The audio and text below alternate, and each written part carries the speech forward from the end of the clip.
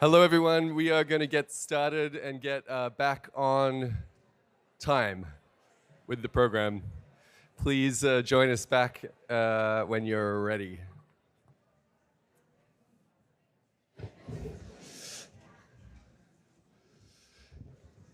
Hi, everyone. My name is Damon Young. I'm a professor here in the French and Film and Media departments. I'm very excited to be here with two in-person guests who I'll introduce in a moment, and two Zoom guests, as you can see on the giant screen. Hi, Jane. Hi, Deborah.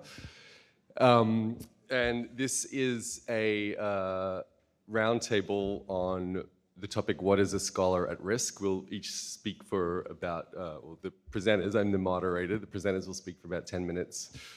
And then we will have a Q&A among panelists and with the audience.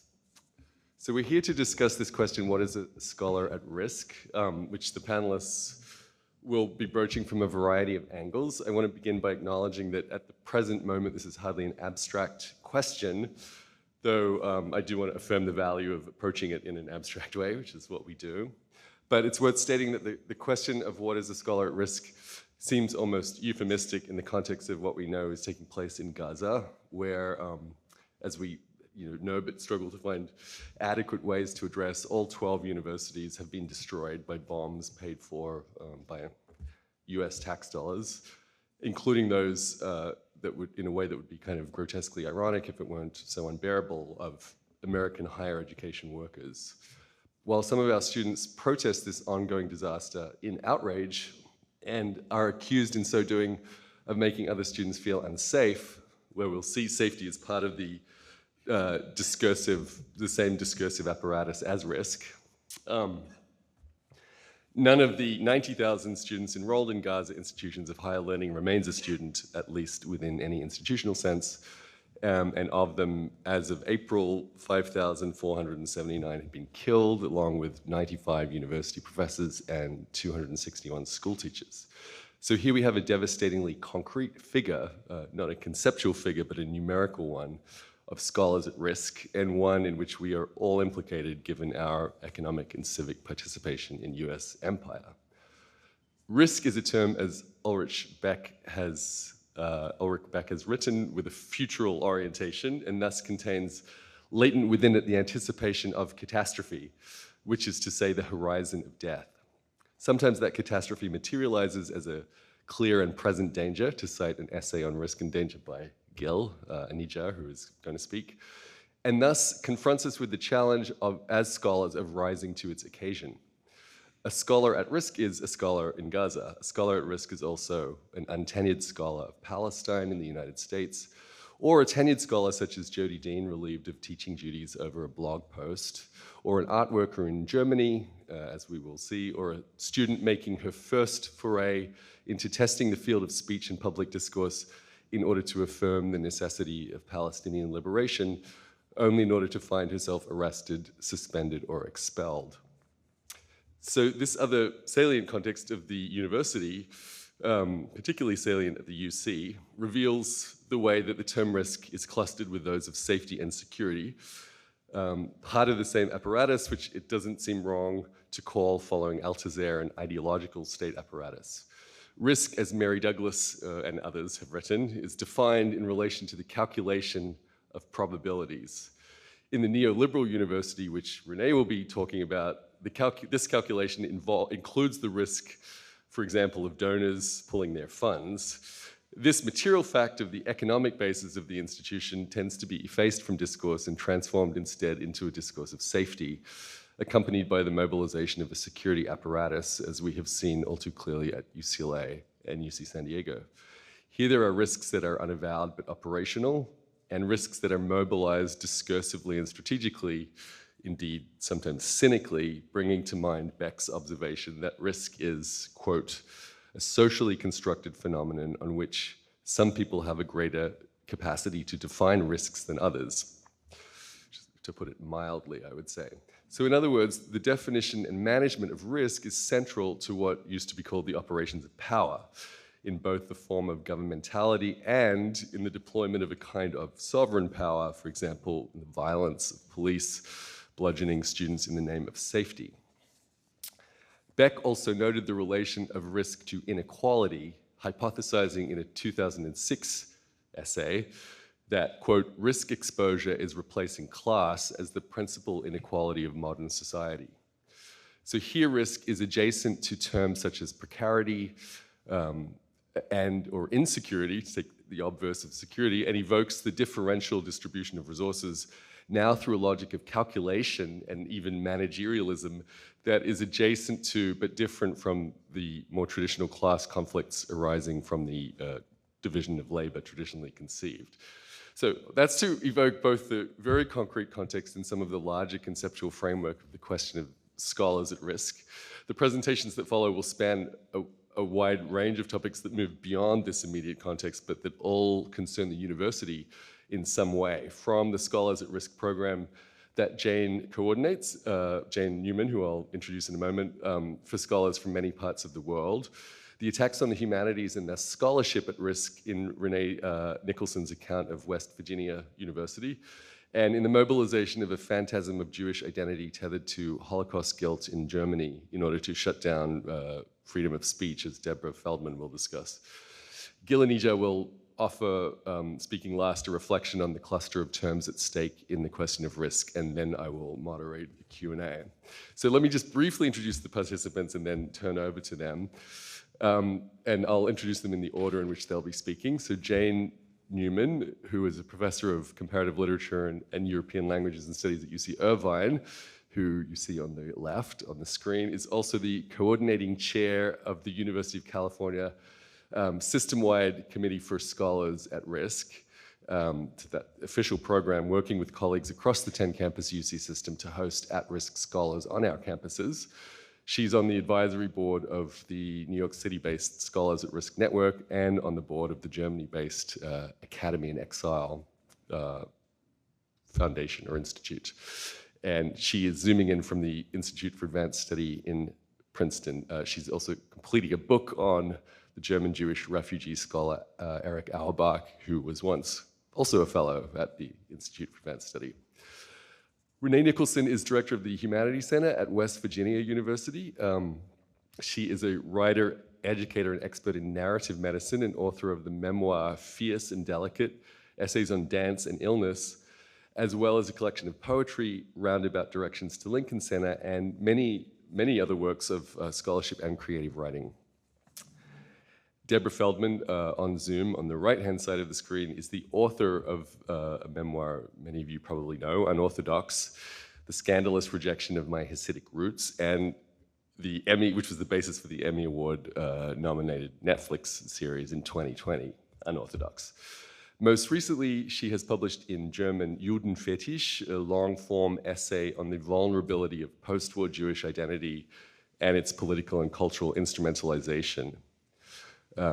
Also very salient to the present context. She's based in Berlin, where she is a commentator and critic of what she describes as, quote, the sacralization of German-Israeli relations and the associated costs, both foreign and domestic. And finally, Gil Anidjar, whose essay on risk and danger I already quoted from, teaches in the Department of Religion and the Department of Middle Eastern, South Asian, and African Studies at Columbia University. And his next book, entitled On the Sovereignty of Mothers, The Political as Maternal, is forthcoming with Columbia University Press in the fall. So I'll turn over now to Jane.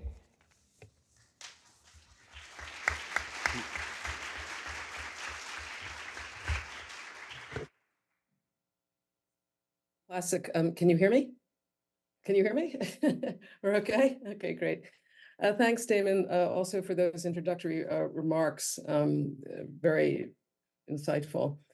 Good morning, everyone. Let me first thank Stephen Best and the CHCI for convening this important meeting on risk.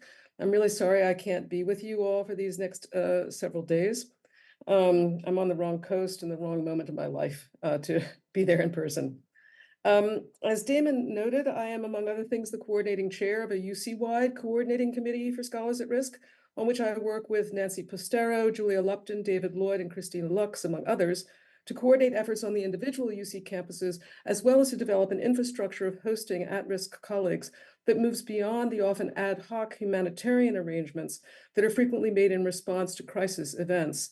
Such placements are absolutely necessary, of course, but don't automatically reduce risk. Most often they just redefine it, and we can talk about that redefinition.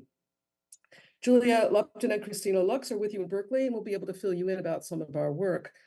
My involvement in the work of hosting international at-risk scholars in these ways may have been what suggested to Stephen that he reach out to me to participate in this panel, which will explore, as Damon said, who and what a scholar at risk is through a series of lenses. For starters, I should acknowledge that my lens is probably the most traditional in terms of the ones you'll be hearing about this morning. This is for good reason that perhaps I begin, even as we aspire to complicate its terms in our panel. I want to be clear at the outset, however, that my focus on international scholars at risk is not meant to hierarchize risk. I know that there are many, indeed an increasing number of domestic US-based scholars at risk in various ways, but I want to remind us that it's not a competition. Moreover, the category of the scholar, as Damon has indicated, is also best understood expansively as including students and other practitioners of education. So in speaking of the particular issue of international scholars at risk at more or less the professorial level today, I'm simply speaking more or less pragmatically from the point of view of the cases that I know best. In a nutshell, my point is going to be the following. Even as our conference interrogates the concepts of risk, danger, and security, indeed safety, and the protection of people, freedoms, and rights in different locations and on different scales, I would argue that our commitment to hosting international scholars at risk on US campuses in particular needs to remain firm.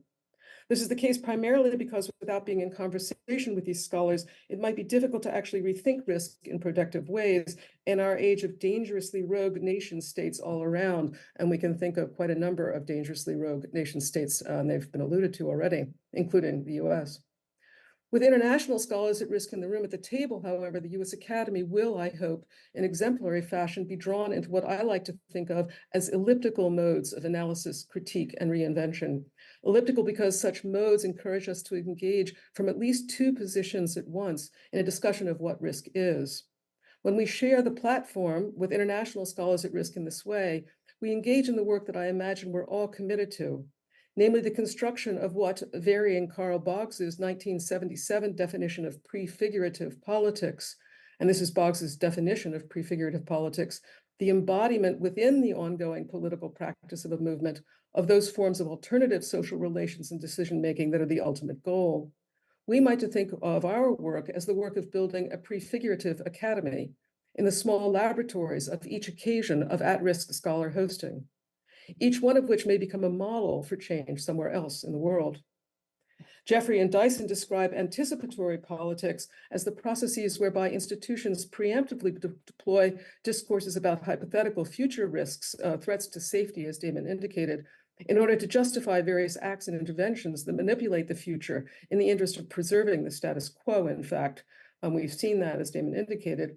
The prefigurative academy of which I'm thinking in connection with hosting international scholars at risk is also future-oriented, of course, but it self-consciously models, rather, the desired changes in our local academic practices already now. Its aim is thus to convert what is traditionally thought of as the risk of the unknown to be controlled by force into an open-ended platform for experimenting with change via the exchange of experience and ideas. Reshaping the academy from within in this way is not premised on or is related in difficult ways to the regimes of expertise with which we're familiar in the academy. But I'd offer that such regimes of expertise do not always guarantee innovation or excellence or even safety, particularly when they remain beholden to isolated nationalist norms. So let me back up just a bit to indicate the activities involving scholars at risk, which I've been involved during the past 8 years that have brought me to thinking this way. Work done in collaboration with several of the organizations that many of you are familiar with, the IIE Scholar Rescue Fund and the Scholars at Risk Network based at NYU.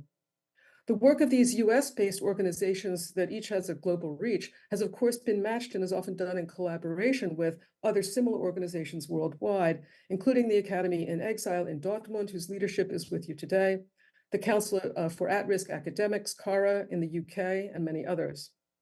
Scholar hosting at the University of California has of course been underway for more than my 8 years of association with it. Indeed, the UC has hosted some 75 international at-risk scholars at our campuses over the past 20 years, and those are just the ones that we have counted there. I'm sure there are more. Recently, there have been some important steps made in the direction of developing protection programs for domestic scholars too. Risk, rescue, refuge, exile, and protection. Most scholar rescue organizations and the colleagues on the ground who do the work are fully aware of the need to do the hard work of rethinking what all of these terms actually mean, precisely because they move around in and have to negotiate the way forward every day in the crowded and heterogeneous landscapes of competing risk economies. And in the face of the unpredictable nature of what protection actually means, every at-risk scholar is at risk differently in a local way. Nevertheless, a core assumption at the heart of this kind of work has been that an at-risk colleague is an academically credentialed scholar, a trained professional, for whom political and social, material and ideological circumstances in the home country have made it impossible, in some cases potentially life-threatening, to pursue their work. These circumstances may be temporary or long-term, but necessitated seeking refuge outside the home country. In my experience with international colleagues, the conditions which have moved scholars from being at risk to being in danger, risk, as Damon pointed out, being the anticipation of danger, as Beck has written, and thus always virtual, whereas danger is actualized and concrete. These scholars' experiences have often been traumatic and require a period of adjustment wherever they find safe harbor. Likewise, the academic backgrounds of our guests often diverge from those to which we have habituated ourselves, not always for the good, both culturally and institutionally. Thus, even if one assumes that integrating the at-risk scholar into the status quo of the US Academy is an unambiguously good thing, which is worth discussing, I think, since that status quo itself more often than not presents new kinds of risk for the scholar, it remains a fact that the typical international at-risk scholar, and there is no typical at-risk scholar, nevertheless, will require time, mentorship, and material support to thrive in the institutional space that is what is now the US Academy, which is itself, of course, becoming an increasingly risky refuge, as we all know. Indeed, precisely because of the labile state and high exposure to risk to which the Academy itself is exposed these days, both in the US and elsewhere, it's vital, I think, to steer clear of what's been called the deficit model of scholar hosting, that assumes that the international at-risk scholar lacks expertise and needs our expert help. Rather, hosting is best understood as a strength or asset-based relation between equal partners, and most importantly, is an opportunity to challenge our local knowledge systems by engaging with what the at-risk scholar brings to the table, both professionally and experientially. One way of doing this is by sharing the platform. That's a term I used earlier, which is the name of an organization created by Anita Fabos of Clark University and Alfred Babo of Fairfield University. Such sharing the platform follows the logic of the prefigurative academy I mentioned a moment ago, which calls for the deliberate experimental implementation of desired future social relations and practices in the here and now, building tomorrow today, as Graydon and Reichstadt write in their book Prefigurative Politics. Such projects include at-risk and not at-risk scholars from domestic and international backgrounds working together in lateral fashion, elliptically again, to further the pursuit of the common good of collaborative knowledge projects and institutional change. And if you're wondering what this looks like at a more granular level, just Google sharetheplatform.org. Hosting international at-risk scholars on our campuses is thus a de facto first step in sharing the platform in this way.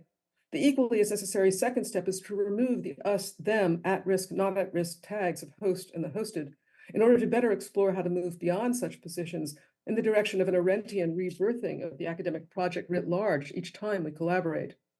This may sound utopian, but the goal is in fact to go beyond seeking to integrate the foreigner into an only notionally superior domestic regime, as I've suggested, to creating a relation between what Fabos and Babo call rather settled and mobile colleagues, both of whom are revealed in the collaboration to be equally at risk, if in different ways. And I'd be happy to talk about how the settled scholar is at risk, just as the mobile scholar is equally at risk.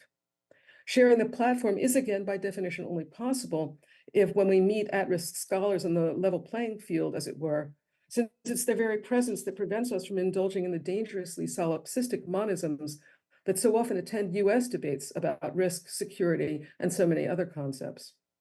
In the midst of what has now all too often been called our age of the bonfire of the certainties, the Western Academy stands to benefit from the lessons that our international colleagues can share about resilience in the face of shifting contexts and codes, and also about how to survive in a permanently unsettled world. Engaging with others whose political geographies and timetables of risk do not coincide with one's own provides a platform for comparative risk assessment, in other words, as we work to reconfigure the academy to become an agent of a redefined common good beyond the nation state in our precariously Westphalian or neo-Westphalian world. So my takeaway points, my key terms are elliptical modes of thinking about risk, sharing the platform with international scholars at risk, prefigurative academy, building it now, and moving beyond the nation state. Thanks so much.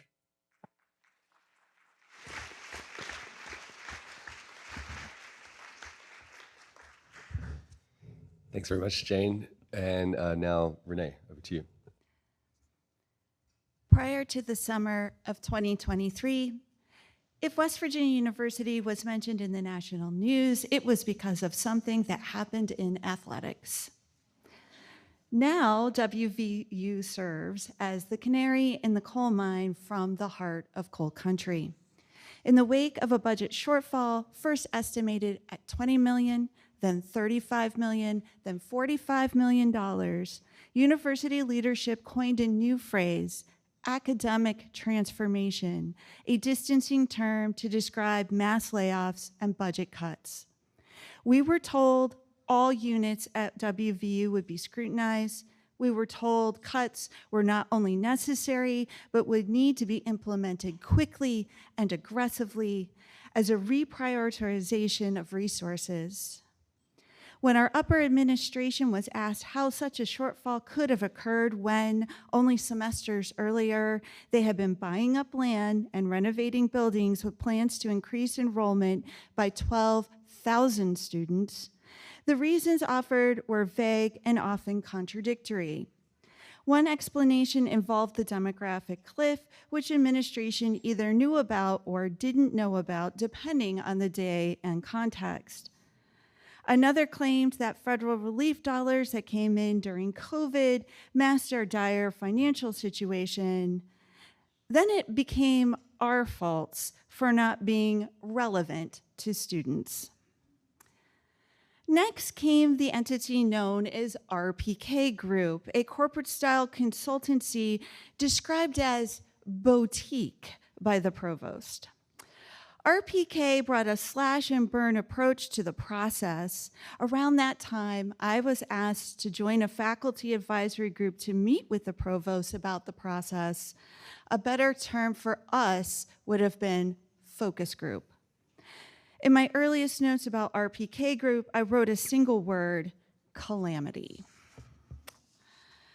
Programs would be judged on a 3-year rolling average using metrics such as enrollment trends, costs, and net revenue per student credit hour. Despite the constant refrain of student success, there would be no analysis of student contact hours because time could be seen as an arbitrary measurement. However, other metrics included arbitrary measures, such as non-industry relevance, aimed squarely at the humanities, putting our disciplines at risk. Scholars in vulnerable units renamed the process academic decimation, as units filled out so-called self-studies in an attempt to justify their existence, most of which went unread. The process for cutting faculty and staff became termed reduction in force, or RIF, a euphemism used again to distance our so-called leaders from what they were really doing, firing vulnerable people while keeping the vast majority of leadership intact. Rhetorically, the language of being RIFed was preferable to the more apt term, sacrificed. In his Atlantic article about bureaucratic bloat, No One Knows What Humanities Are For, Derek Thompson notes, from the early 1990s to 2009, administrative positions at colleges and universities grew 10 times faster than tenured faculty positions. Thompson argues that these administrators are costly, but mostly fail to offer value. This past May, WVU's student newspaper, the Daily Athenaeum, one of the more reliable sources for information throughout the transformation process, published that over the last 5 years, the provost's office salaries increased by $300,000. That boutique consulting firm, RPK Group, another $800,000, which begs the question, was this the best use of our money? Then the gutting began. Our entire foreign language department was closed. And only after finding out that honor students would be precluded from prestigious national scholarships did the provost relent, retaining a handful of classes and professors. To put this into perspective, an undergraduate student at WVU majoring in history would not have access to enough foreign language courses to qualify for WVU's graduate programs in history. My colleague, Lisa DeBartolomeo, an award-winning instructor and coordinator of the now-defunct Russian Studies program, began a crowdsourced spreadsheet in which cuts and departures were cataloged. At last count, 255 faculty have either been sacrificed or left of their own volition. 4 days after DeBartolomeo and her colleagues cleaned out their offices, the institution sent out a press release touting 2 undergraduate recipients of the U.S. Department of State's Critical Language Scholarship, one of which was a Russian Studies major. Throughout academic transformation, I worried about the WVU Humanities Center, which I used to direct. Even before the bloodbath, I had been rehomed from the provost's office to the libraries, and in short order, all other positions but mine were cut. While I was able to secure funding from the Benedum Foundation for the center's annual faculty grants, the provost's office made no assurances for future years. Because they are discretionary, these funds can be swept away for other purposes. Additionally, I would need to maintain my level of output for the center, but also contribute more to teaching, with no guarantee that I would have an allocation in my area of expertise, narrative medicine, or protected time for my creative work. Unlike my colleagues who were sacrificed, I at least exercised my own option to leave. There are no immediate plans to refill my position, which in its next iteration would look nothing like the job I accepted back in 2020. As the RIF process progressed, academic couples were split, meaning one spouse retained a position while the other did not. We were told these decisions were made dispassionately and objectively, but it also served as a 2-for-1 deal. Remaining faculty workloads were also increased. The English department was given an option: close the MFA in creative writing or eliminate 8 positions and move all tenured faculty from a 2-2 load to a 3-2 load. 8 senior scholars voluntarily retired, so younger colleagues would be spared. It is difficult for me to summarize the ways WVU put humanities at risk. It starts with poor financial management and ends with the scapegoating of humanities for larger institutional problems. In the end, about half the programs cut were programs in the humanities. And I'd like to end with a few anecdotes that offer a flavor of the new WVU. In 2021, during the budget crisis, WVU opened a new Purpose Center, the pet project of President Gordon Gee in collaboration with Gallup. The center's work revolves around the Gallup's Clifton Strengths, a panacea touted for its supposed ability to help faculty, staff, and students learn more about themselves, with the stated goal of building essential skills for the workplace. WVU patted itself on the back for being the only strength-based university in the country, despite Clifton's ambiguous academic legitimacy. In a puff piece for the Pittsburgh Post-Gazette, written on May 18th of this year, Gordon Gee said, So many of our humanities programs have become less focused on being humanistic and more focused on programs that I think are not as conducive to what students and what the American public needs. We have so many programs that are really sort of irrelevant. I couldn't help but notice how cliche it has become to blame the humanities. But we're no Clifton Purpose Center, I suppose.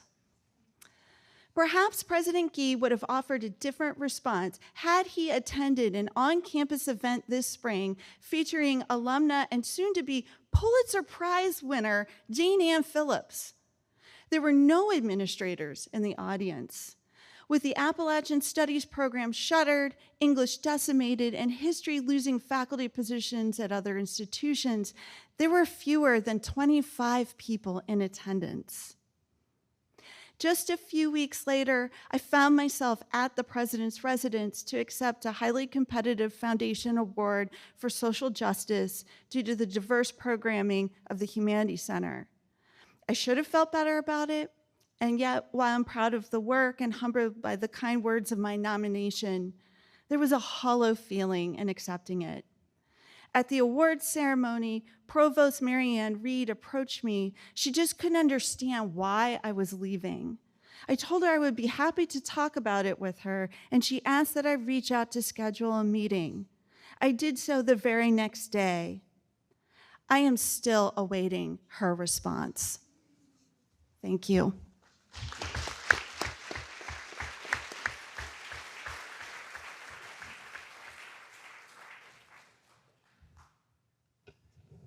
Now we're going to hear from Deborah on Zoom.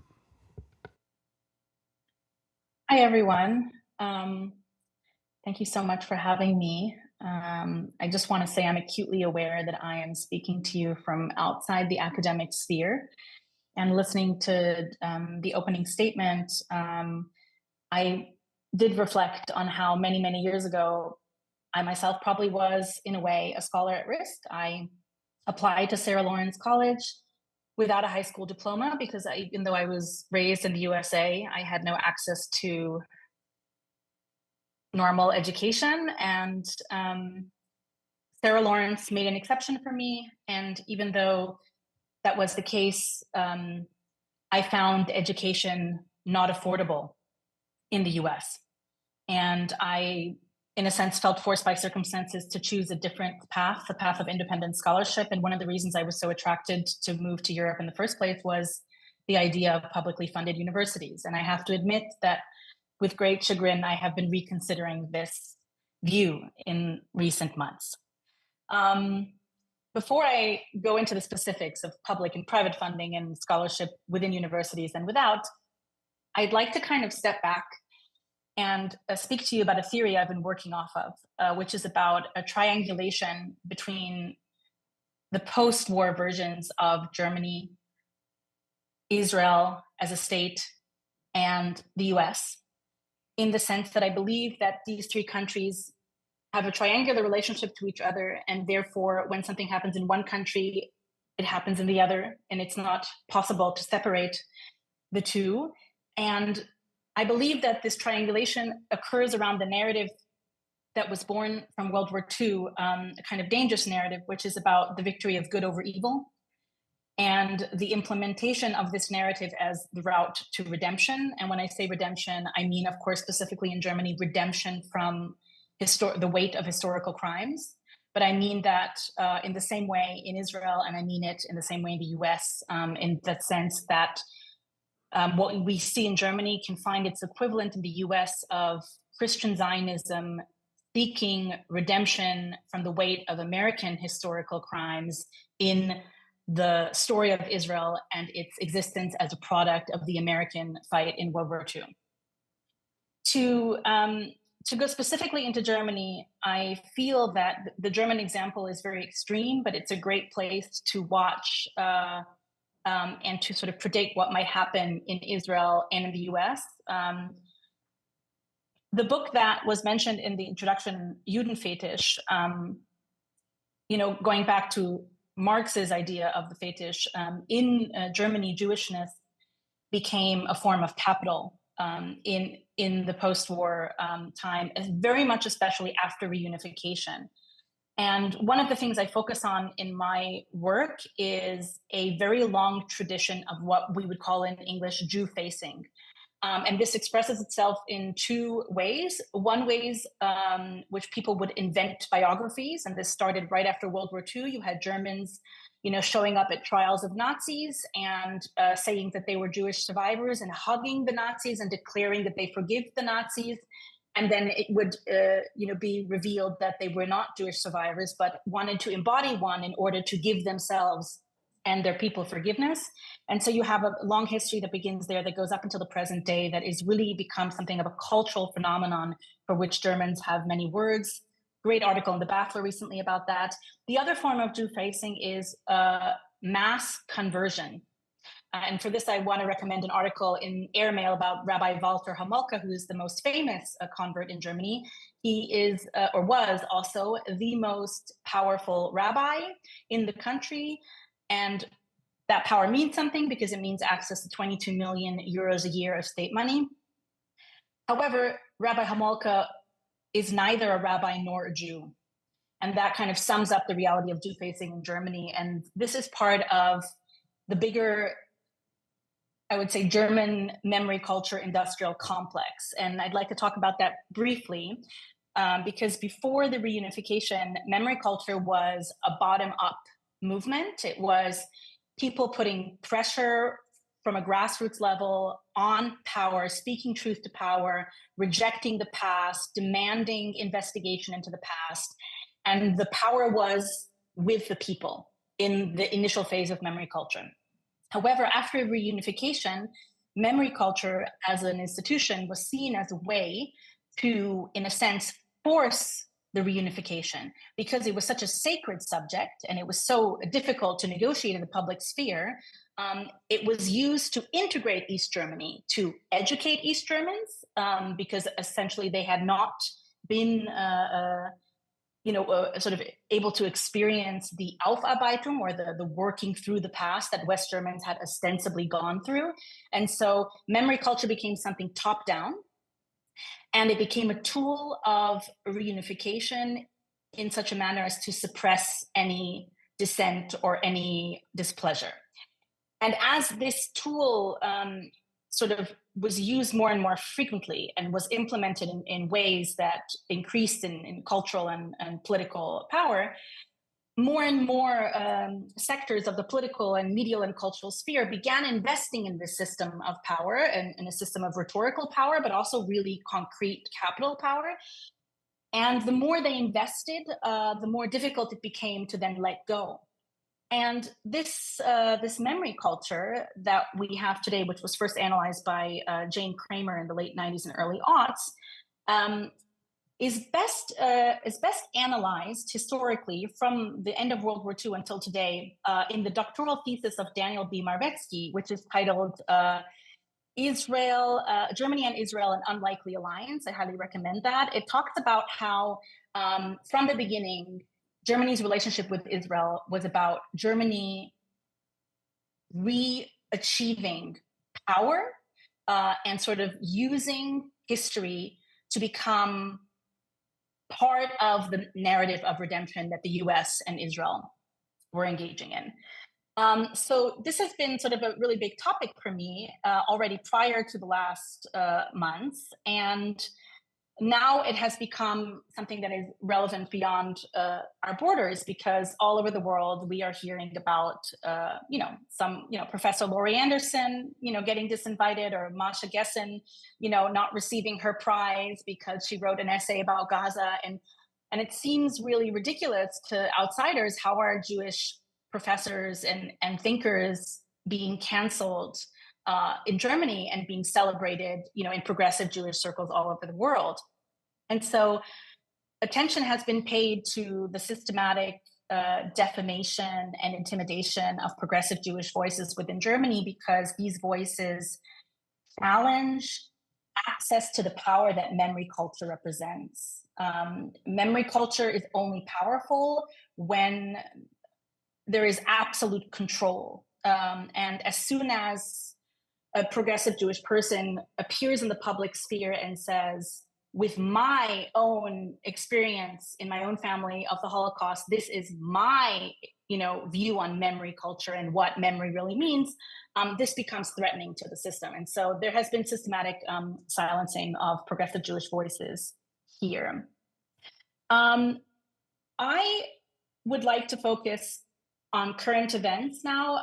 So we know, I think, about the Palestine Congress being canceled in a brutal manner. We know that the local mayor ordered 2,500 cops to storm a building with only 250 attendees. This was done violently, and this was done fully illegally. And after the fact, of course, the case went to court.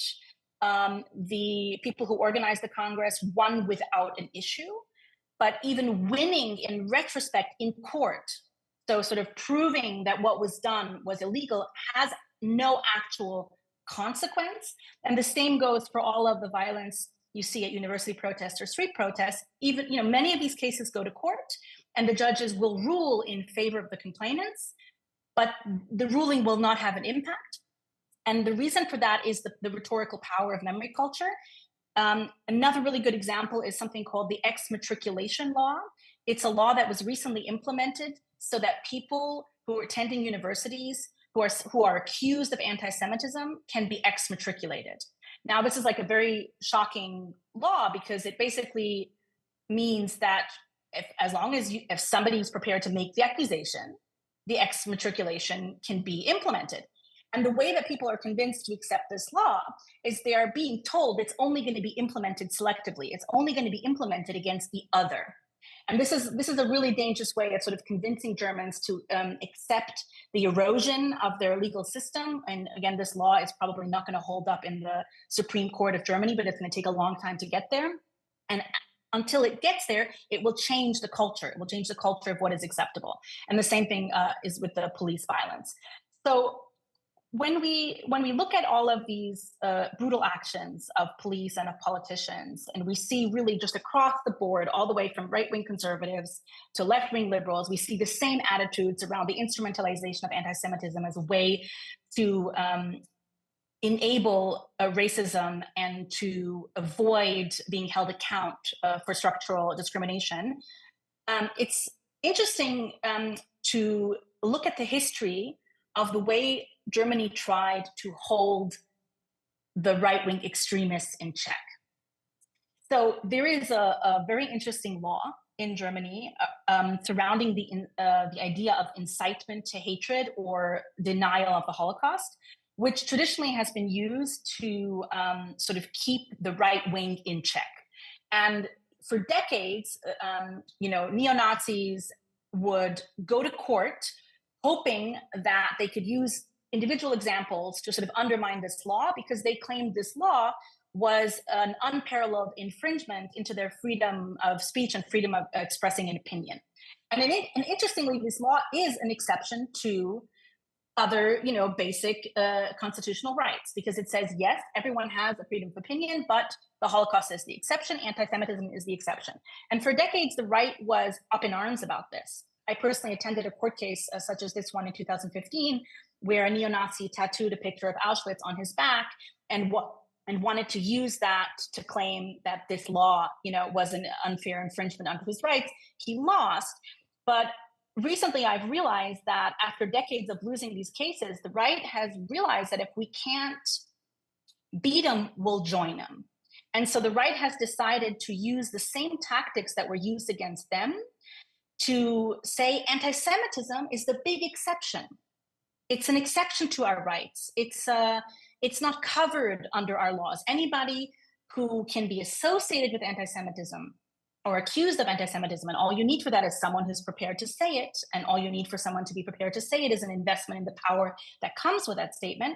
So now the right has been able to initiate all kinds of ideas in the public discourse and the political sphere using the system of power that was used against them. And now the fight against anti-Semitism has become this sort of central hysterical priority in German political culture.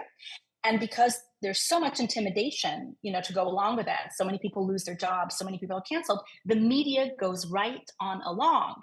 Coming back to the topic of public funding, media in Germany is also, to a great extent, publicly funded, as are the universities, as are the cultural institutions. Therefore, we find ourselves in a position which I thought was going to be advantageous, and now leaves us with very little alternatives. Sorry, I think I went over my time, so I'll just stop there.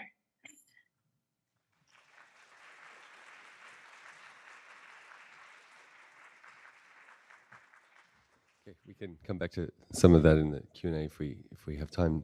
Gil. Is this working? Thank you for inviting me. I'm honored to be on this panel and to be part of this amazing group of people. The poetry last night was just astonishing, so thank you for that. As Stephen kindly recalled, I wrote on the lack of theorization of danger, and I suppose I should preface everything I will say by saying that I do not disagree with anything that has been said until now, although it might sound as if I have some reservations, but I condemn anti-Semitism, I condemn terrorism, and everything else. I will say that in a time of knowledge and power, I am absolutely astonished. I'm easily astonished, but I am astonished at how little we reflect on the powerlessness of our knowledge. What I will say is a bit telegraphic, but if I had to summarize, I would give as a title, Danger Universities. So I'll speak about two things, danger and we scholars, and the way I started to think about this goes through Nietzsche's famous statement that we do not know ourselves, we scholars. And my rephrasing of Nietzsche's question is, do we know who we work for? So danger as opposed to risk. There is no question that there's a connection between danger and risk, but we might be at risk, but we find ourselves in danger. We might take a risk, but we confront danger. Danger and risk are not the same thing, even though danger might be a part of risk. As Damon was saying earlier, risk is about calculation, danger is not. One question to ask within the university would be, which discipline could adjudicate on danger? Which discipline has danger as its object? The answer, of course, is none whatsoever, but it used to not be the case. There was one discipline that actually took danger as its object. The last book, it was mentioned as well by Damon, the last book that corresponds to that tradition is Mary Douglas, Purity and Danger. Anthropology used to refer to danger under a different name. The name was taboo. Franz Steiner, in a book that Mary Douglas recognized she had basically plagiarized, a book called Taboo, explained that the word danger in English used to mean power. Antonio is described by Shakespeare, by one of the characters, I forget the details, as standing within his danger, by which, referring to Shylock, of course, by which what was meant was Antonio was standing within Shylock's power. One phrase that struck me in Franz Steiner's Taboo, who, by the way, calls for something that Mary Douglas never did, namely a sociology of danger, after which everybody filled libraries with the sociology of risk. The phrase that struck me in Steiner is endangered, and therefore dangerous. Dangerous, and therefore endangered. Heidegger, to mention a different register, thought being is danger. Being is danger. The Bible, to shift register again, has no word for danger, none whatsoever. It does have a word that modern Hebrew has picked up to refer to pretty much everything, and certainly everything that Israel does and claims. That word in Hebrew is bitachon. In the Bible, the word happens, by Bible, I mean, the Old Testament. In the Bible, that word means trust in God. I don't need to tell you that with an army like that, God has little left to do except join in prayer. But what it reminds us is that in response to something like danger, there are responses and reactions that have been, among others by psychologists, categorized. There are 4 of them: fight, flight, freeze, and they didn't have an F for that, but I found one: fake death. Usually it's play dead. Freud, who, as Stephen mentioned, is in fact a philosopher of danger that has not been recognized. Freud reminds us that human beings do not know danger instinctively of all the animals. And if you've ever seen a toddler walking on a roof, you know which animal that is. So humans learn danger, but those 4 responses are not the only ones. They're not the only ones. I'm not going to elaborate because I have to move on to my second topic. We scholars. University or universities? I'm sure you often feel, and I mean no disrespect to each and every university, but we don't talk enough about universities. We don't talk enough about the fact that 150 universities called the riot police on encampments. 150 of them. That's not all of them, but that's a lot of them. And so with all due respect to the extraordinary president of Columbia University and every other chancellor, etc., I do want to remind you that this should say something to us about what a university is. Just this morning, Noah Feldman and a few other committee members that reviewed Harvard's policy on statements announced that not Columbia, it's the Columbia-Harvard thing. We're all very affected by it. Harvard would no longer make statements unless it speaks within the purview of the university. The word university, as you remember, it recalls universe, but apparently admissions are okay, but Palestine is not within the purview of the university because, as you know, we don't have any people who study it, which is why universities do not make statements about it. But universities are statements. They are institutions in the world, and their existence means something in the world.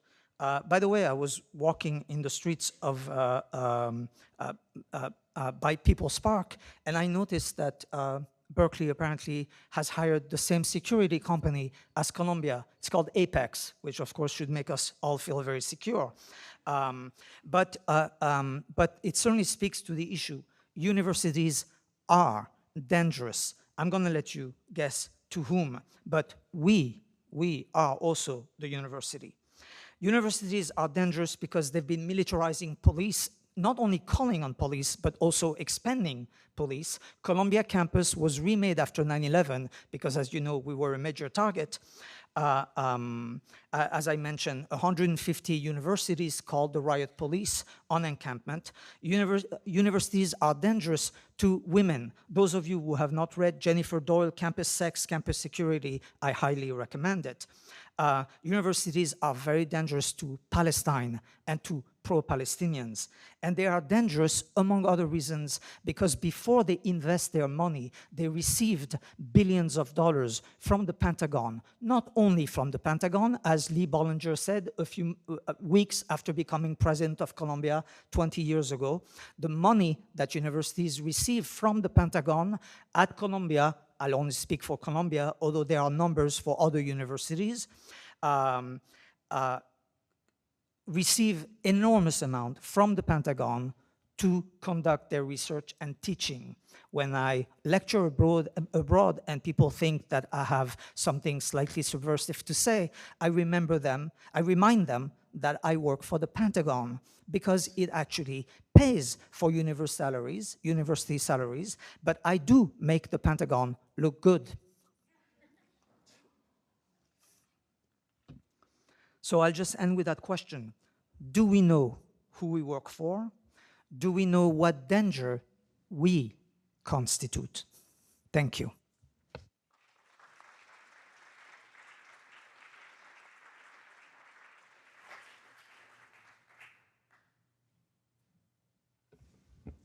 Thank you all for those very rich presentations, and there are many, many angles we could pursue. So before I invite the audience to ask questions, I have two. And the first one, I think about the terms risk of our title, risk and scholar.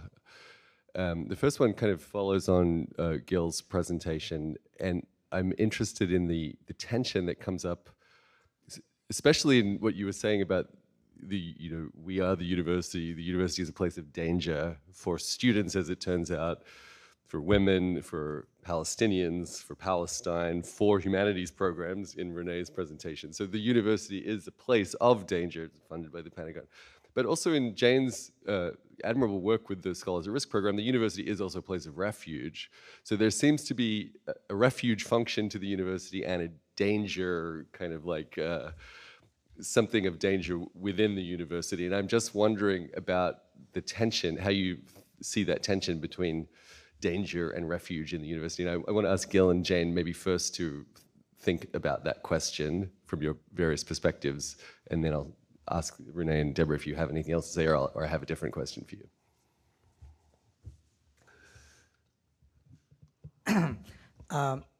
Endangered and therefore dangerous, dangerous and therefore endangered. I'm really sorry, I think in cliches, but I am reminded of the fact that colonial regimes built hospitals to take care of the wounded from the bombs that they would drop. There is, of course, in the refuge, a recognition of the danger that surrounds, but there's not necessarily a fundamental distinction between the harm done and the refuge produced. There is also the presumption that here, yes, we bring scholars to be safe. I don't know about any of you, but I don't feel safe in a country where people have so many guns. I don't. And I did expect, in fact, what happened at UCLA to happen everywhere. The fact that it hasn't yet just means that I'm a pessimist, I suppose. Yeah, thanks. I think I agree with the statement that universities are dangerous.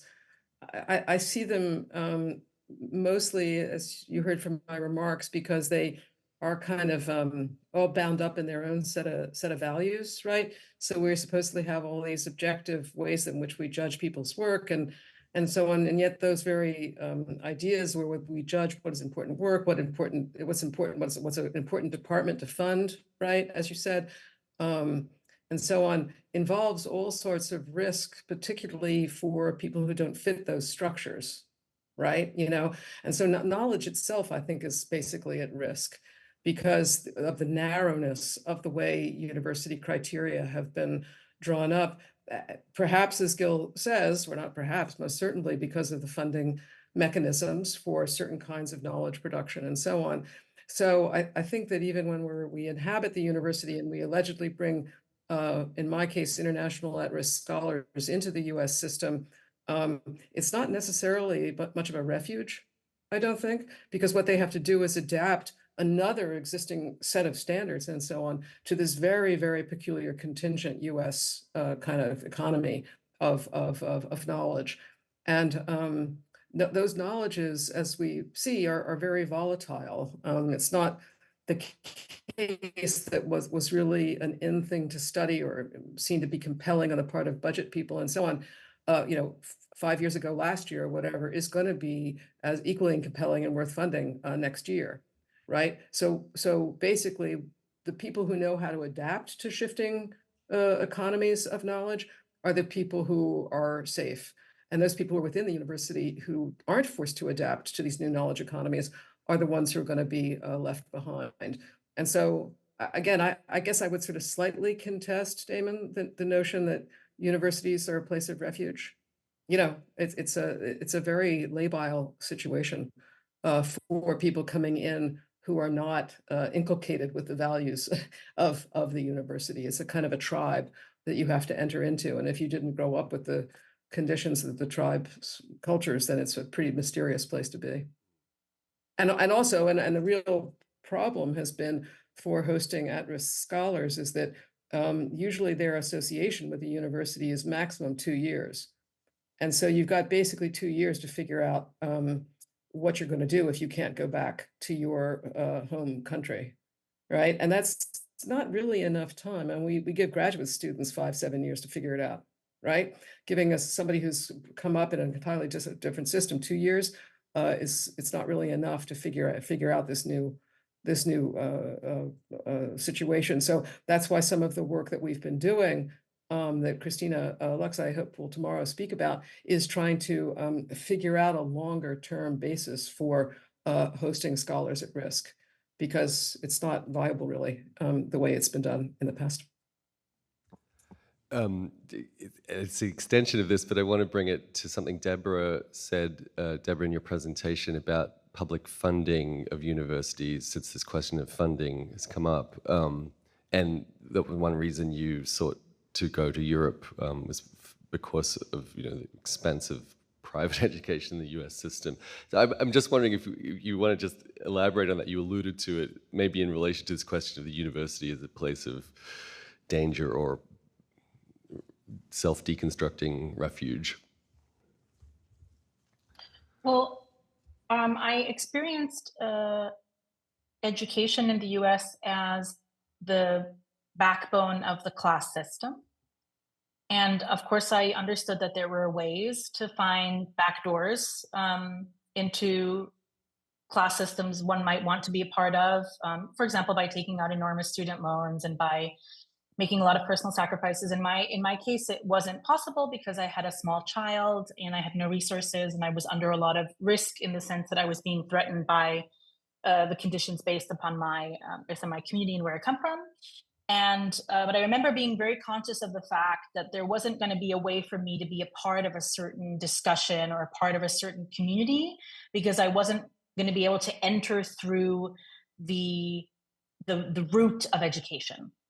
And I admired the German system of education, also the European system of education, which claims that it kind of undoes the class system by allowing everyone a fair shot at climbing the ladder of education and using it to access opportunities and access communities.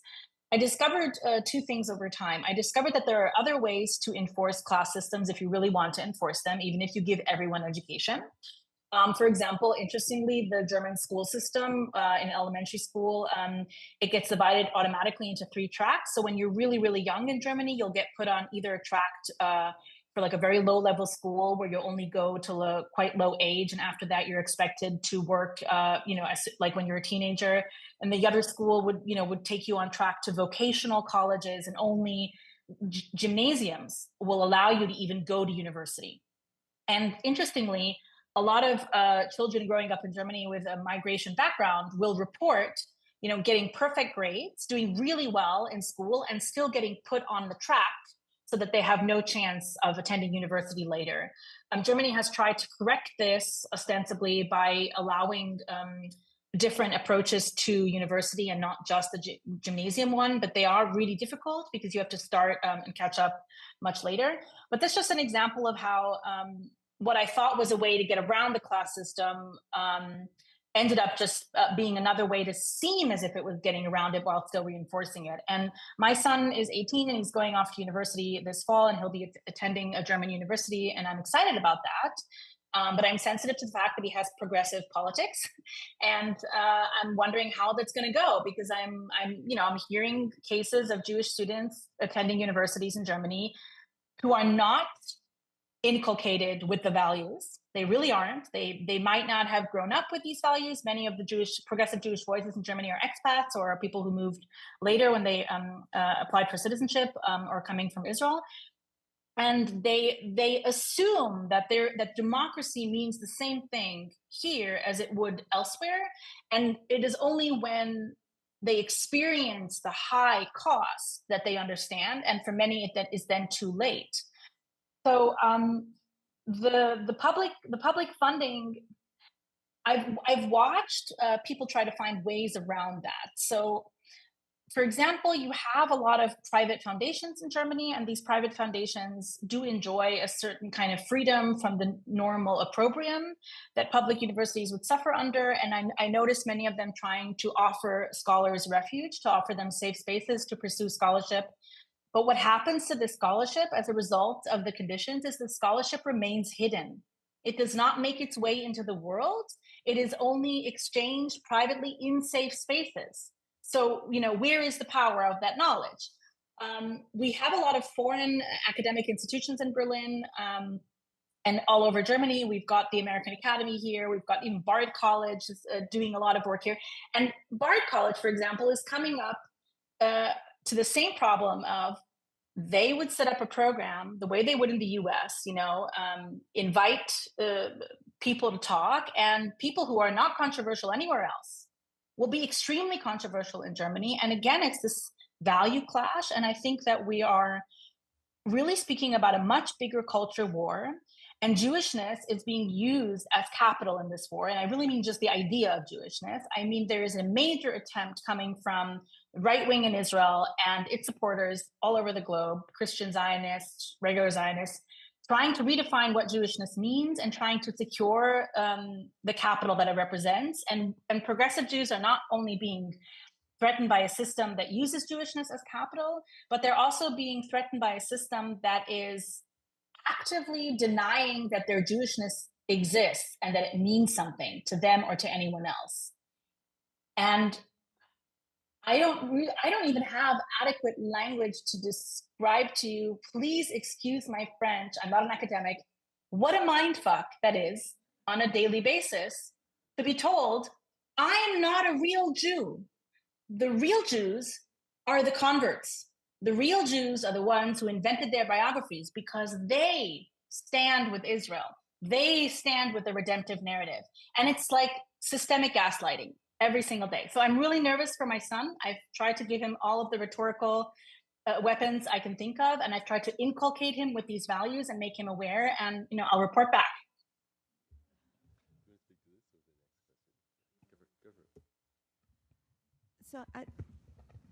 Okay. I'd like to go back to what Gil was saying about guns. So at the same time that we're going through academic transformation, also known as academic decimation, the wisdom of the West Virginia state legislature passed something called campus carry. So now, in the 2024-2025 academic year, you will have less choices of academics, but you can bring your pistol to campus. And this is in a state where guns outnumber people of more than 2 to 1. And it costs the university over $1 million to be able to enact this legislation, which our legislature happily paid for. But it would not keep funding at our 2014 levels, which would have solved our structural deficit. I don't even have words for what's happening in West Virginia. I just don't have words. But when I hear President Gee talk about what the modern land-grant university is, it is not this WVU. So there's now a physical risk. My colleagues, if they don't want a firearm in their office, had to apply to get a signage outside their office, and they had maybe 3 weeks to do that. I mean, I wish I could say I was making this up. I wish I could tell you I was a novelist and not a memoirist. But this is exactly what's happening. And every time I read about another university that's going through this, whether from the budget side or from the campus carry side, I just wonder when it's going to stop. It brings me to my next and last question from me. So I think from what we've seen, there's a lot of reasons to be cynical or critical of the concept of risk, which is essentially a managerial concept based on the calculation of probabilities and often deployed cynically, in fact, to enforce various apparatuses of repression. However, the concept of risk involves the idea of defending and protecting against the risk, and there are things that we believe, all of us, need to be protected, things that are at risk that we really believe are crucial to the function of the university or to civil society. And I guess I want to ask each of you, how do you envisage the role of defending or protecting? What needs to be protected at this moment, and how do we do it? So that last part is a question about strategy or practical forms of, I guess, resistance to some of these movements that you've all described. Let's go in order of the presentations, just for to make it easy. So Jane, would you like to start? Yeah, I think that's a really great, since it feels all very disempowering when you hear everything. So what can we do? I would say two things sort of at different registers is, one at some kind of critical level is follow the money. Always follow the money. That is not us, but follow where it comes from, right? And I think that will kind of open up a whole lot of avenues for resistance, I think. So we can't just assume that it's all local, all the time. And there's a book coming out that I want to draw to everybody's attention by my colleague at UC Irvine, Eve Darien-Smith.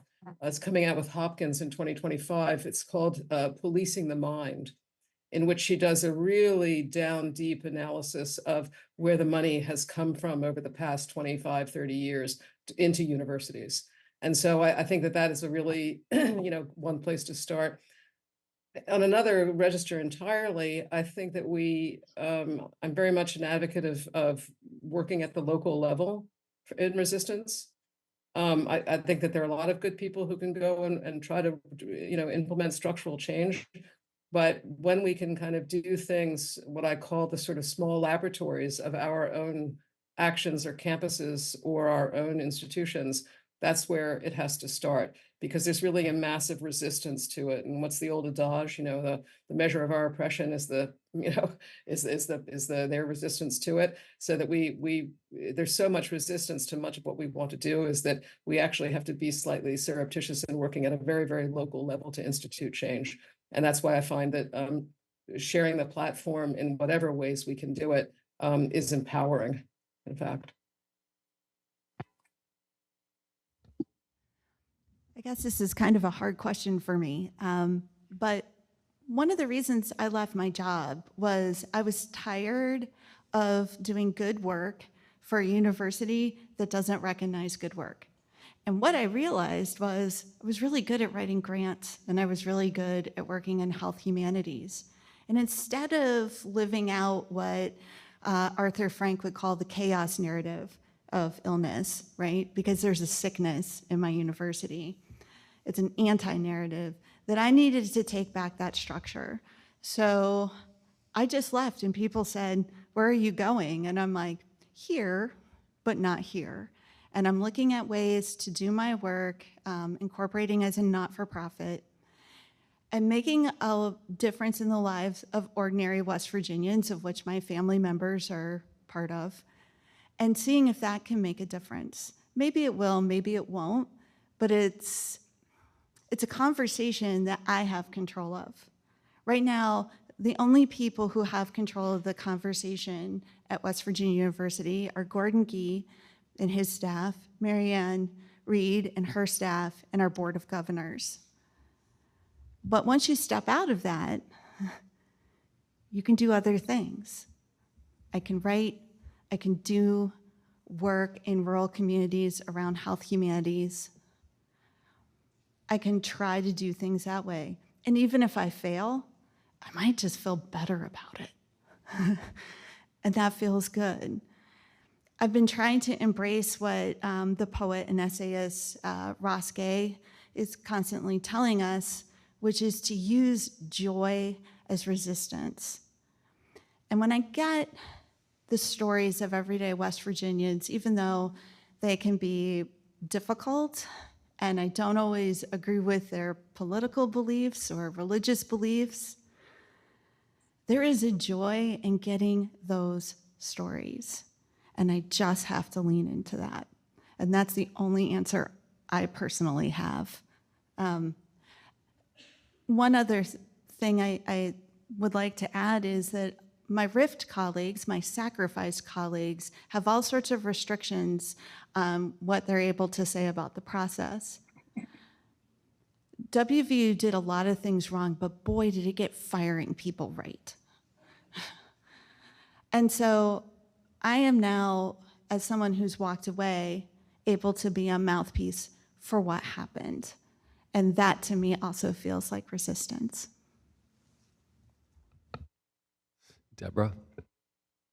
Yeah, so I'm really focused on sort of trying to pressure German political sphere to divest in the system of power it built for itself, and the way that I do that is I try to use the capital that is vested in my identity, even though I was convinced for the longest time that there was nothing I wanted more than to be free of my identity. But I realized that if the entire world is going to decide what my identity means, then I have to at least be a part of that decision, because otherwise I'm allowing other people to use it. It's not a nice position to be in. But so what I have noticed is the power of international media in Germany to cause slow but steady shifts in the discourse. And I have noticed that often when international media has that impact, it's because progressive Jewish voices from abroad or from within Germany who are publishing in international media, which is something I as well chose to do, which initially was seen as a betrayal by Germans. How dare you go and tell the world how terrible we are? But at the same time, it caused a reckoning that wouldn't have occurred otherwise if I had published in German media. And beyond that, what I've seen is that Germans are very impressed by the fact that progressive Jews are organizing in ways that they haven't organized before. And I know it's not really coming naturally to progressive Jews to organize on the basis of their identity, but I think we are starting to understand that our identity is being used as someone else's capital and that we need to reclaim it. And so what I'm hoping is that progressive Jews will get really good at organizing for as long as they need to stay organized in order to have as much impact with the capital of their identity as people using this identity to justify violence and injustice. Gil? So one thing that has always, again, astonished me has been that when in an academic context, one speaks in the plural and says we, one is often called. Who? What do you mean, we, white man, as the sentence, the famous sentence has it? I find it amazing that we continue to speak in the first person singular, because maybe I've read a little too much Freud or a little too much Bible, but I do not understand how I is a more secure term. It is, however, the copyright sign that we put around what we do. And there's another word I like please forgive me, I never was able to decide whether I'm a philologist or a rabbi. Not that I would necessarily be recognized as one, as either actually. But a word that I like in Hebrew is the word teshuvah, which means, has been translated as repentance, but literally it means return. When one does something wrong, one has to retrace one step and repeat the action in the hope that this time it will not be a transgression, it will not be wrong. We have been teaching, Wendy Brown somewhere writes that the American university is the single most democratic institution that was ever invented. After the high achievement of that extraordinary institution, the country is in the state it's in. This beautiful country that spreads democracy around the world by way of all kinds of interesting means of destruction. Unless we retrace our steps and understand what we have done wrong as teachers, as persuaders of our constituency who is not coming to our rescue. We have been teaching students, they are voters now, and those voters do not seem to be interested in us, their teachers. Of course, it helps that the Republicans and the Democrats have been redistricting for decades so that people who could vote do not vote. Yes, but nevertheless, the people who have gone through this amazing democratic institution are not voting for us. That's one reason why the Humanities is where it is. That's one reason why the university is where it is. I do not know how to retrace our steps, but I do know that somewhere we must have done something that wasn't working.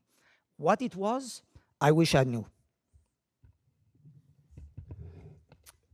We have not too long, but a few minutes for questions from the audience. I'd love to invite somebody to put their hand up, and you will, somebody with a microphone will come to you. Yeah. Oh, there's one right here.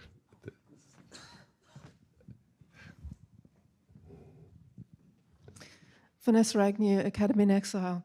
I want to thank all the panelists. I think this was just most thought-provoking panel that I've heard in a long time. Doing scholar rescue work, I put that in quotation marks, I feel a little challenged by some of the things that I've heard. But what I would say is that after all of the analysis and the critique of universities, a critique of the concept of risk and so on, we still have to act. And so the question is, how do we act? And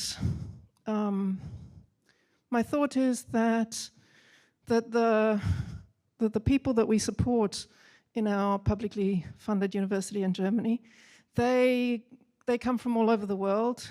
They don't need to ask themselves if they've been at risk when they were targeted by the Taliban or shot at in Myanmar. They know that their lives were in danger, and that they know also that being able to continue their work in Germany is a better option. And so my thought is that we need to tackle this in, or my approach, I would say, is not to try to occupy a big space in the public sphere, because I see that as being a losing proposition, but in small ways. And the work that we can do to support people is in the quiet conversations, not in the big statements that we can make, but in the moments of interaction, small and quiet moments of interaction. There we can have nuanced discussions. We can talk about what anti-Semitism really means. We can find spaces for having discussions that are not possible in the big public sphere. So it's not really a proper response, Deborah, to what you have to say, but I still see that as being the value that the university can offer, is the quiet conversations. Thank you. Can I respond? Yeah, please. I hear that. I do. I know it's important for the people involved directly in the conversation, but I don't have a space like that because I'm not in a traditional scholarship arena. And I am very desperate to make these discussions translate into real cultural shift, partly because I'm actually legitimately terrified of like a fascist takeover in Germany very soon, because the fascists in Germany are riding the Israel issue like to victory, basically. I mean, they figured it out. So I'm desperate for change, and I feel that change is happening. I'm worried it's not happening fast enough, and it's not happening, on a deep-rooted level. But I see things happening, and I am thinking of Daniel Marvetsky, who I mentioned, who is an academic who published his doctoral thesis about the long-standing relationship between Israel and Germany and everything that it entails 4 years ago in English, and it was recently published in German. And it's an academic book. And so what happens, it's an academic book that is incredibly thoroughly researched and just very well supported and really accessible and easy for everyone to sort of get and integrate. And then the media is sort of dealt this book and has to review it and has to discuss it. And, Germans, they like their academics. You've got to say one thing about these universities. Germany still likes to see itself as Land der Dichter und Denker, like the country of the poets and the thinkers. So they do love their academics and they're really proud. So if a Jewish person says something controversial, that's bad. But if a German says it, well, they have to listen because are brilliant Germans. And so Daniel Marvetsky published his book in German. It was very well reviewed everywhere. I'm talking the most right-wing conservative newspapers, right? Lauding the book, even though the book is clearly a very left-wing perspective. And what is happening is he's finding himself struggling to break through the academic sphere into the, general cultural sphere. And he's making little bits of progress here and there. And what happens is, what Germany tries to do in terms of media and politics is they try to say, well, this book is just a theory. It's an academic theory. It should be admired for its accomplishment in theory as something abstract. But we should never try to take this scholarship and actually have it apply to our society and to our lives. And I watch him, go up against that wall and try to push through. And I see the value in trying to push through. I see him achieving something. And I'm thinking, how do we help the ideas that are birthed in these safe spaces? How do we carry these ideas out? Maybe it's not the scholars who need to do them. Maybe there's some form of translation effort that we can engage in. Maybe we need carriers, people who will boil this down and serve it up, in a way that is palatable and, suited to those inculcated values. I think we may have time for one final question or comment. One final question or several comments. Does anyone have a question or a comment? It's a lot of pressure to be the last question.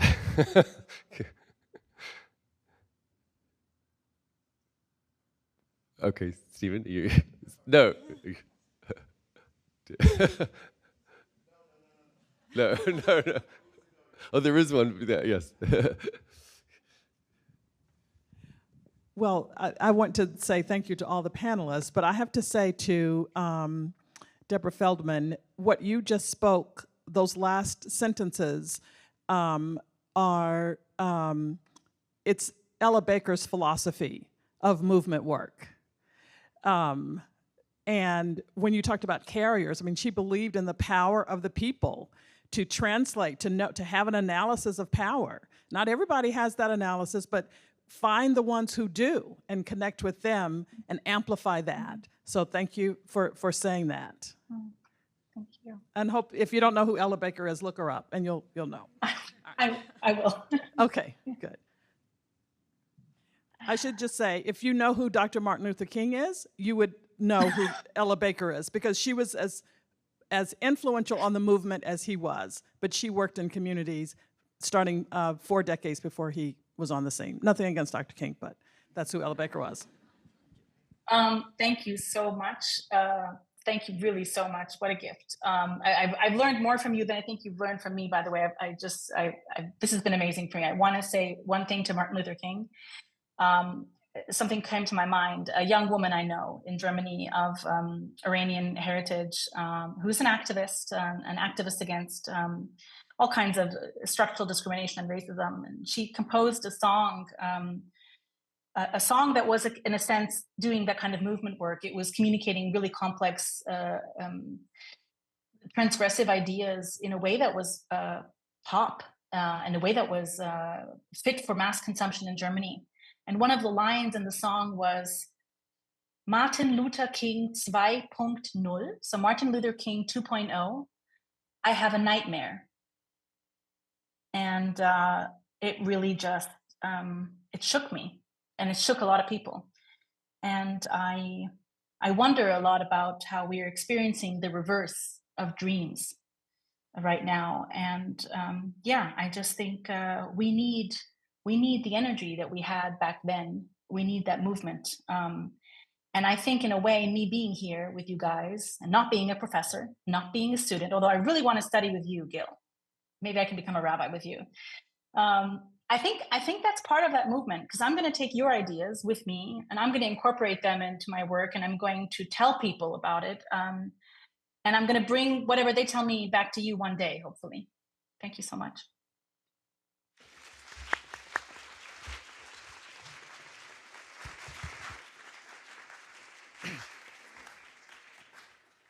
I just want to say, we are teachers. We speak to people all the time. We are supposed to teach them how to think, how to converse. I really don't want to badmouth anything, although I think by now it's too late for me to say that. I have been a member of a department that specializes in a region called the Middle East, South Asia, and Africa. I am not convinced. I have tremendous respect for every single one of my colleagues. I am not convinced that any of us has modeled a conversation on any of the most urgent issues that need to be talked about. I don't think we have. If we have, it has been missed. And that too is somehow something about which we need to retrace our steps, because we are not so much experts. By now, I think we all know that even the head of Mossad, if I may mention the news, even the head of Mossad knows nothing. We are all ignorant, and yet ignorant as we are, we teach, and we teach to learn. We learn, and we exemplify learning. That is a movement. I don't know whether that is what any activist tries to do, but I don't think of myself as an activist, but I do think of myself as a teacher. And the results are around us. All due respect, yes? Okay, thank you, everyone. We have an hour for lunch.